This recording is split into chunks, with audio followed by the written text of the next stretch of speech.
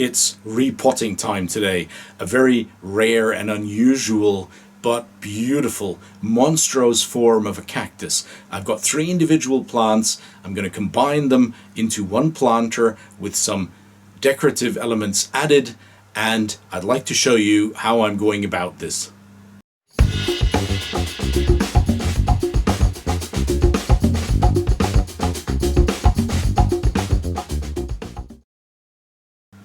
Hi everyone, welcome back to my greenhouse, welcome back to my channel. My name is Joe, and as I said in the entry, it is repotting time today. I've got 3 individual plants of the cactus Eulychnia castanea, and it is the rare form spiralis. And what I'm going to do is combine those 3 plants because I've found a wonderful planter. In fact, it's a planter that has been made by my wife, who is an artist, a ceramics artist, and she raku-fired this wonderful planter, and I'm going to use that vessel as a common growing vessel for the 3 individual plants. These are the 3 individual specimens of the Eulychnia castanea, and it's a cultivar varispiralis. So it's a sort of a monstrose cultivar, monstrose form of the columnar cactus Eulychnia castanea. And this one here is, a cultivar form that is actually spiraled. It's like a corkscrew. And this one here has more of a fan shape, these segments. So it's not really a spiraled form, but more of a segmented, almost like a crested form. And this third one is actually also a spiraled form, but it's actually a spiraled form that has 4 main stems, sort of fingers, that constitute the actual plant. So 3 different versions of this Eulychnia castanea monstrose form. And they're growing in pots at the moment, 2 of them in plastic pots and 1 in a terracotta pot. And I'd like to actually repot them and put them into this beautiful planter. It's a planter that actually my wife made. It's a raku-fired vessel, and you can see that the outside as well as the inside have these raku type ornaments to them, and it's quite a coarse, sort of bit of an irregular form, which I really like. And it's got 2 drainage holes. And what are we going to be using? I've got some materials here. These are 2 chips of terracotta pots that I'll use to actually cover the holes at the bottom of the main vessel. I've got some granite chips here, which I'll use as the drainage layer at the bottom of the planter. And I've got a decorative stone. I haven't really decided yet whether I'm going to actually be using this one here, but I actually really like this shape. It's a dolomitic limestone, and lots of veins that have weathered out, so it's quite a rough sort of mini mini limestone hill appearance to it. And I'm going to see if this actually fits to the actual plant assembly that I have in mind. So I'm going to try now and just see whether I can make something that's that that looks nicer than these 3 individual pots on their own. Risk, of course, is that, you know, it at the end doesn't really look that appealing, but hey, I can always pot them back into the individual pots if it really looks that bad. So, as I said, I've got the planter here and I'm covering the holes at the bottom with these chips. So that's still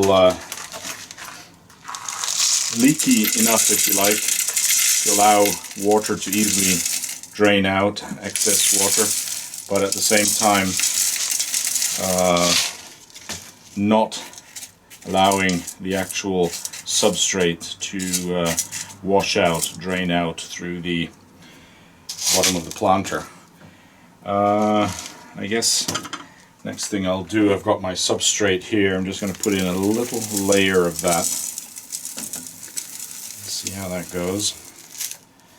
And then I'm going to start taking the 3 individual plants out of their pots. Now, I'm going to use my old method, you know, of holding the cactus while repotting, and without running too much of a risk of getting these spines into my fingers and hands. So I'm going to remove the actual older substrate and some of the roots, not too many of them that I'll be removing, because I like to leave as many of the roots intact. As you've seen from another video that I've made earlier in the year, I don't actually repot too many plants, too many cacti during the growth periods during the summer months. So this is a bit of an exception. Let me see, I'm wondering whether I should put it this way. Yeah, I think I'm actually going to have this one, from the symmetry point of view, I'm going to have this one aligned in this direction and deepen the soil a little bit, putting the substrate back like that, and adding a little bit more around the side now.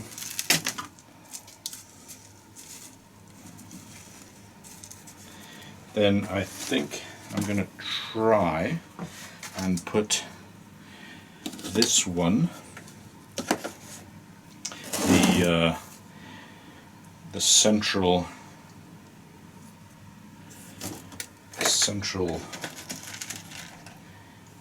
plant. I think I'm going to use the long, thin, skinny one here.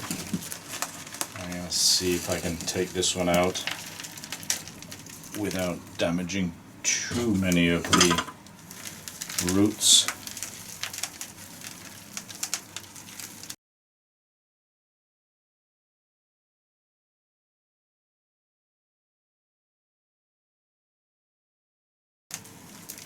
You can see here, actually this is a great example of how, you know, a lot of cacti grow mainly quite a network of roots that don't really go too deep. So in a way this pot, you know, was way too deep although it's a flat pot, but it wasn't really necessary for this cactus. You can see that, you know, where the roots are mainly growing is in the upper half of the pot, and they actually grow more sideways just below the surface of the substrate.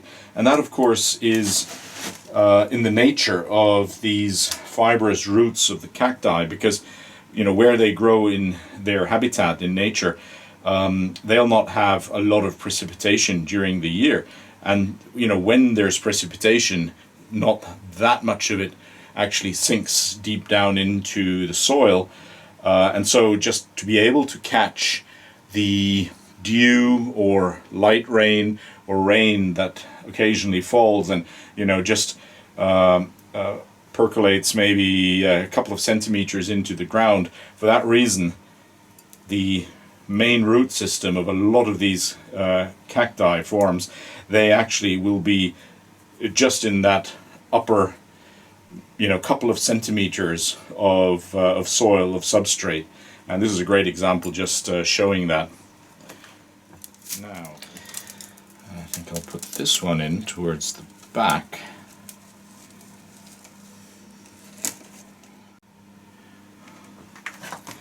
And then I think I'll put this one in.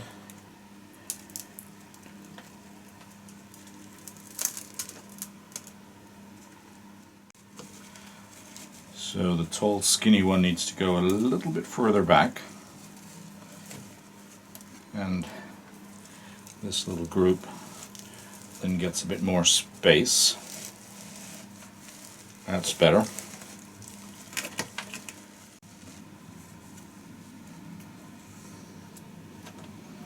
Right, I think I like the positioning now of each of them. So I'm going to fill substrate back into the planter now. Straighten up the tall, skinny one.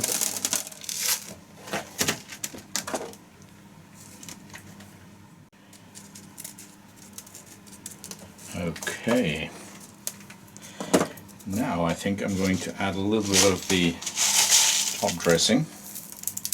That's also quite good to just have there as a little bit of weight on the pumice bearing substrate.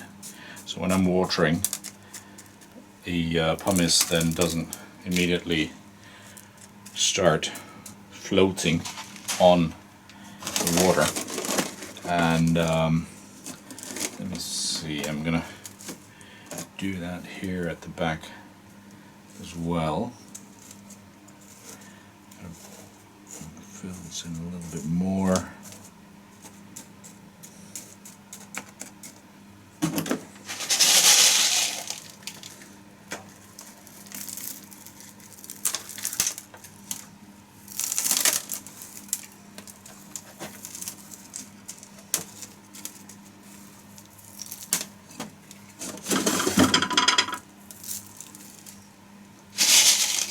Getting there. And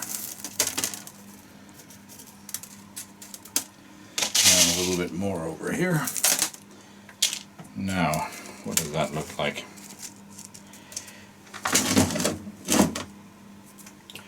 I'm going to just brush off some of the top dressing bits that would still be on the plants.